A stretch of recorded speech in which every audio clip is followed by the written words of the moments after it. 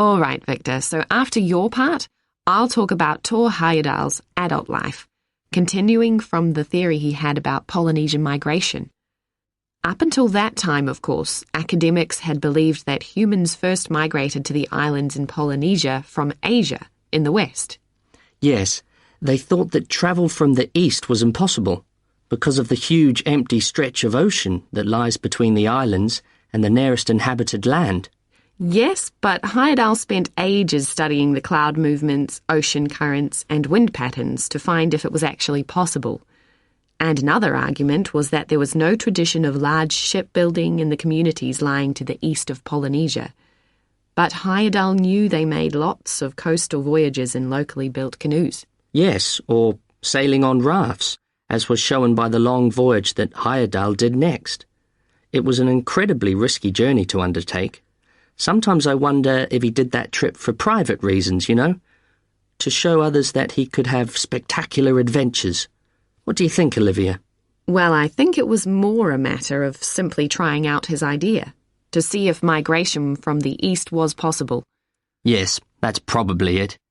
And the poor guy suffered a bit at that time because the war forced him to stop his work for some years. Yes. When he got started again and planned his epic voyage, do you think it was important to him that he achieve it before anyone else did? I haven't read anywhere that was his motivation. The most important factor seems to have been that he used only ancient techniques and local materials to build his raft. Yes. I wonder how fast it went. Well, it took them 97 days from South America to the Pacific Islands. And after that, Heyerdahl went to Easter Island, didn't he? We should mention the purpose of that trip. I think he sailed there in a boat made out of reeds. No, that was later on in Egypt, Olivia. Oh, yes, that's right. But what he wanted to do was talk to the local people about their old stone carvings and then make one himself to learn more about the process. I see. Well, what a great life. Even though many of his theories have been disproven, he certainly left a lasting impression on many disciplines, didn't he? To my mind, he was the first person to establish what modern academics call practical archaeology. I mean that they try to recreate something from the past today, like he did with his raft trip.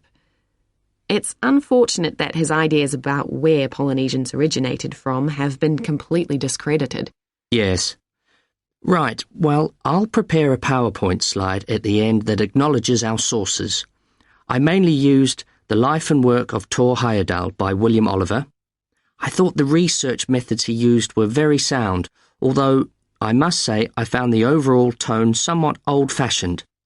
I think they need to do a new, revised edition. Yeah, I agree. What about the subject matter? I found it really challenging. Well, it's a complex issue. I thought the book had lots of good points. What did you think of the illustration?